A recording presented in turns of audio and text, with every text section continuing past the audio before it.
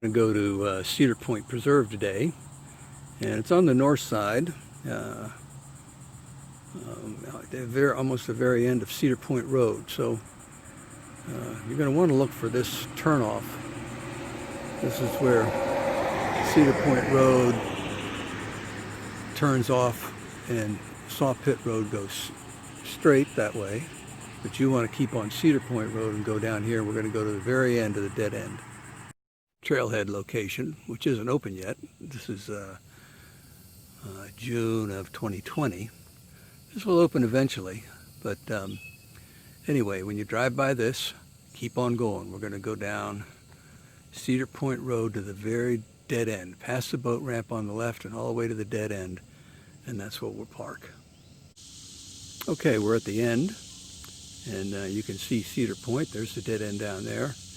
To the left down that way is the boat ramp and some decent parking and restrooms. Or you can just drive down to the dead end down there and park. Trailhead is down that way. So this is the trailhead down this way. And I believe there's a kiosk there where I can talk about the map a little bit. This area has been farmed since probably the late 1700s. The last owner of this area was Fitzpatrick, and he used enslaved people to produce salt for the Confederacy during the Civil War. So we've got that sort of shameful history associated with this place, but it's a beautiful ecological area now and has been preserved. And so we can enjoy the nature and at the same time sort of contemplate some of the history of this place.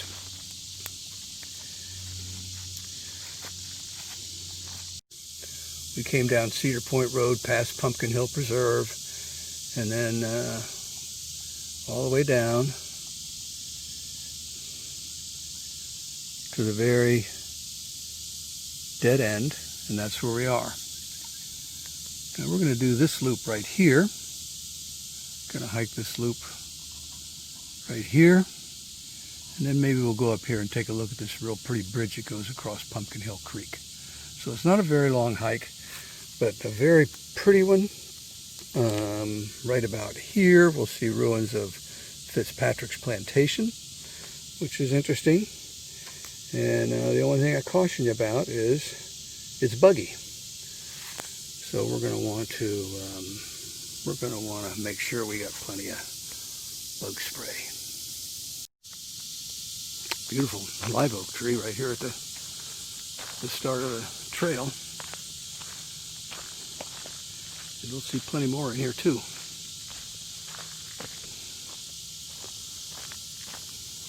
So we're going to be doing a loop, and we've got a little ways to go down the trail before we get to that loop.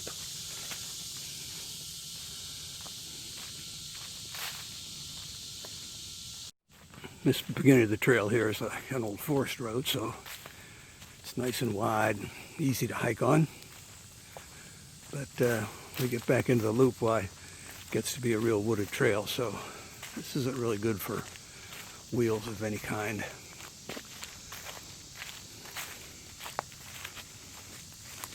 We've gone a little less than half a mile, and we're coming up to another kiosk, and this is where we make our turn.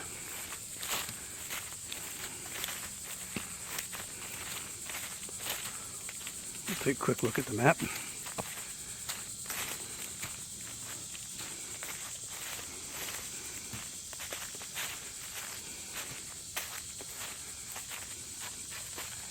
And you see, here's where we are. We make a left to do this loop that we want to do. We come back, we may go up this way and look at the bridge. So we'll take a left and head on up this way.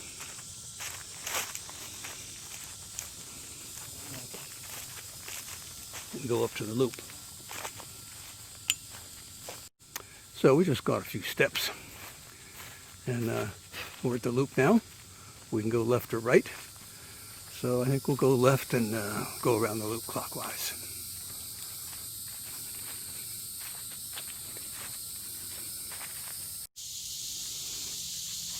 We're at about the 6/10 mile point, and we've come to a little turnoff here where we can go take a look at the old ruins down here. So we'll go down here and take a look at the Fitzgerald mansion. You can see that the trail's marked here a little bit. Sign's kind of hidden, but the ruins aren't too far down here, so it's pretty easy to find.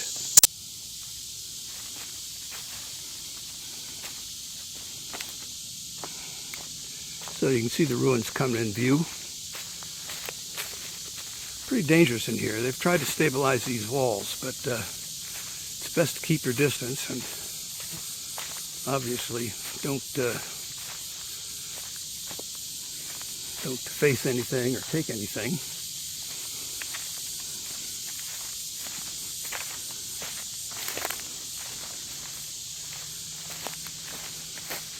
This was a large plantation owned by the Fitzpatricks, built and run, maintained by enslaved people. Some foundations over there, more buildings.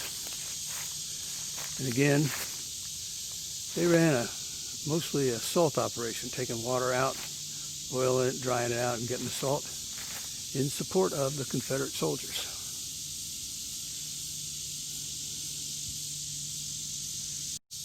Got a kiosk here that talks about that.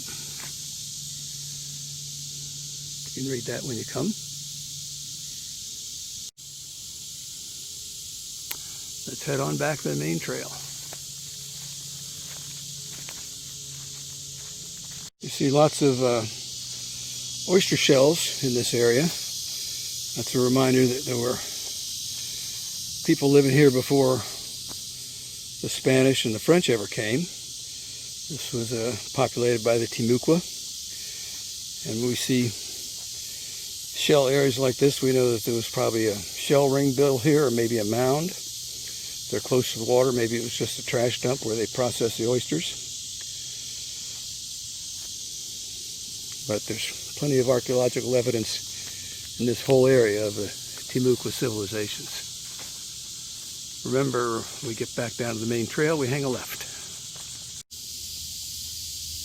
Here's a raised area, a little bit higher elevation, and a bunch of shells, probably an indication of a shell ring or shell mound, some sort of Timucuan activity.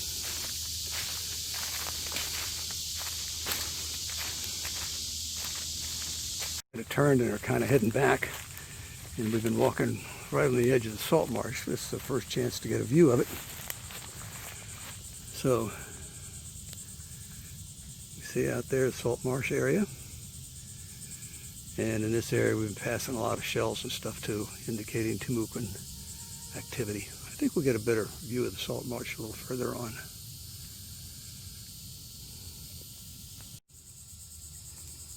Another view of the salt marsh out there.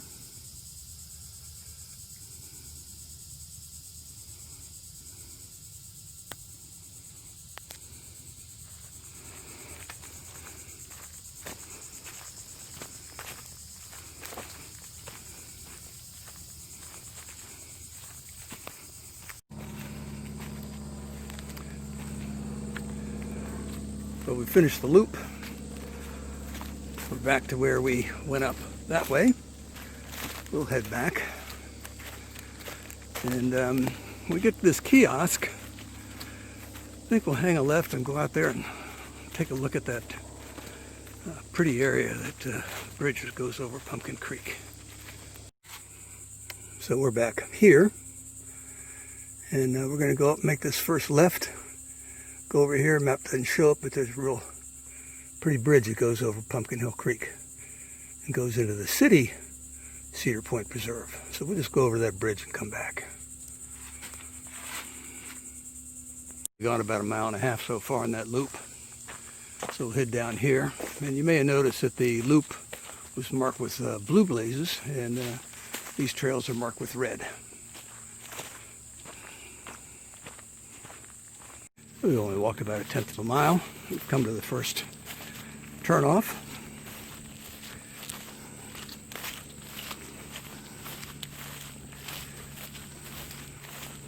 Pretty grassy down there.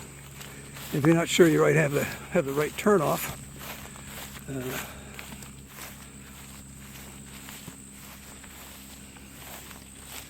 sign indicates that there's a bridge down this way, so that's the way to go. It's about 1/2 mile to the bridge, so don't be discouraged. But we're here. This bridge goes over Pumpkin Hill Creek, built recently in the last few years. There's a map telling you where you are. Let's go over and take a look at that.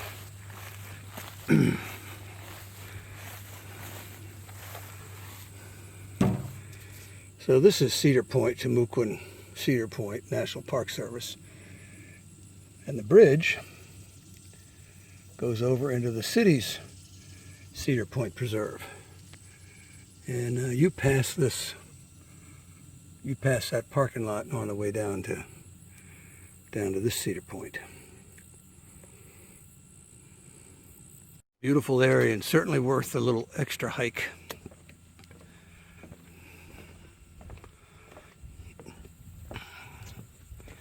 This is looking northwesterny-ish up Pumpkin Hill Creek.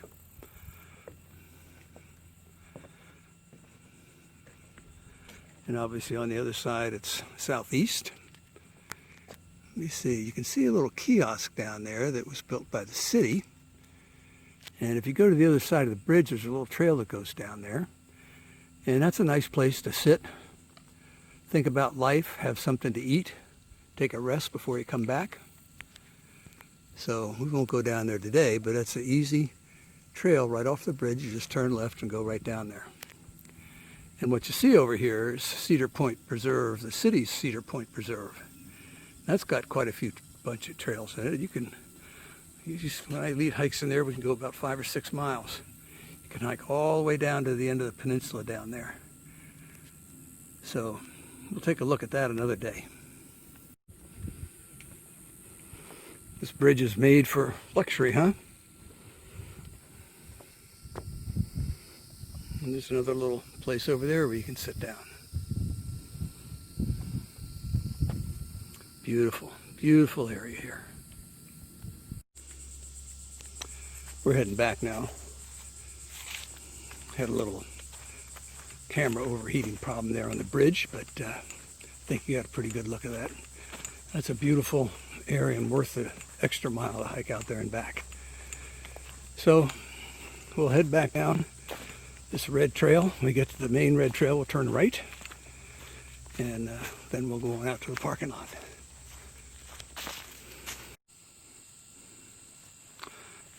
Back to the main red trail.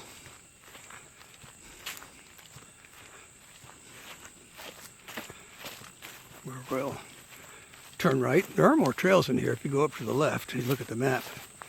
But they're not very good, not very interesting. So we'll just go to the right and head back to the parking lot. Okay, coming back up to the main trail, or the loop trail that we were on before. There's the kiosk. We went to the right to do the loop. And we'll turn left to head back to the parking lot.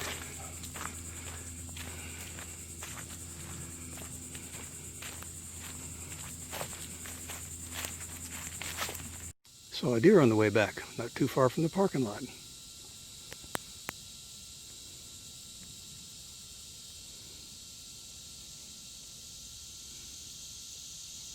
You can't figure out what I am. Oh, there's his little baby. Pretty cool, huh?